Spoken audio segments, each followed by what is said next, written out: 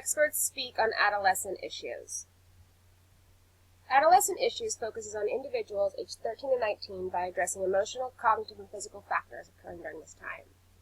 It's a highly transitional period, bringing up issues of independence and self-identity, which leaves teens more susceptible to behavioral issues such as depression, anxiety, eating disorders, and drug or alcohol dependence. Challenges and controversies exist among professionals on the pathology, prevention, and treatment for adolescent issues. We have two questions for our experts. Our first question is, what are the correct interventions for adolescents with behavioral issues?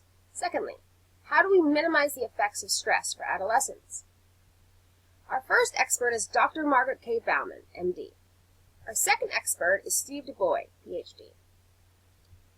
Bauman specialized in child and adolescent psychiatry. Bauman approaches teen issues by addressing origins in neurophysiology, genetics, and particular environmental factors, such as family participation.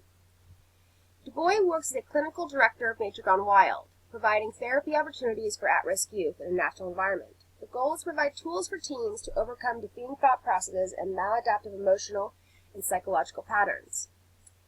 Margaret Bauman answers our first question by saying behavioral intervention should be addressed as soon as the behavior presents itself, quickly followed by a full diagnostic evaluation examining the physical, genetic, developmental, emotional, cognitive, educational, familial, and social components.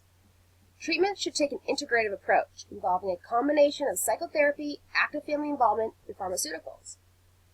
Our second question, she says that we should develop progressive research that identifies the neurological and biological origins of stress.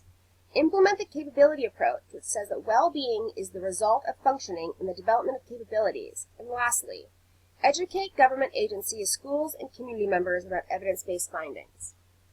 She is an advocate for the Council on Children, Adolescents, and Their Families, which has made considerable efforts to provide current research to the activation of its 7 committees, which educates community members about the importance of mental health, provides alternative prevention opportunities, such as anger management for parents, promotes increased interest to those pursuing a career in child and adolescent psychiatry by providing increased training and workshop opportunities. 2009 workshops focuses. She recommends that you read the article, Thematic Issues on Child and Adolescent Psychiatry, and that you visit the website www.pedsubs.org. Steve DuBois answers question 1 by saying the appropriate interventions will vary from adolescent to adolescent. Thus, mental health treatment should remain flexible and be approached with a combination of science and practice. You should implement creative interventions that build on healthy concepts, in addition to addressing low self-esteem and low self-efficacy. You should complement individual psychotherapy with active family participation.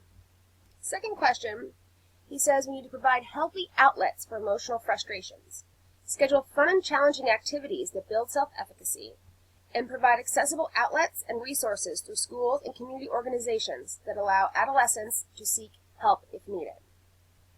Steve DuBois is a wilderness therapy research advocate because it provides adolescent psychology with information on the benefits of bringing a child out of their everyday environment. Programs such as these address communication difficulties, emotional openness, cognitive openness, and trust in oneself and in others.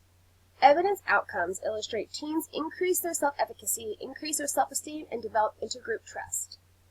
Steve DuBois recommends you read the article, The Effect of Wilderness Therapy on Adolescents' Cognitive Anatomy and Self-Efficacy, while also visiting www.psychologicalscience.org.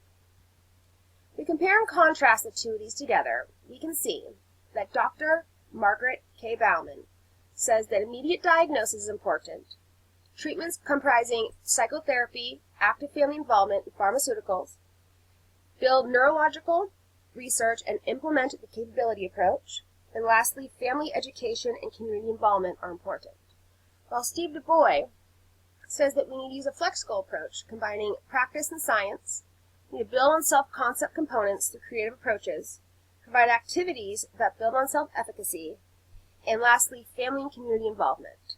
We can see there are similarities between the two. The first is family and community involvement, while the second is a multidynamic treatment approach.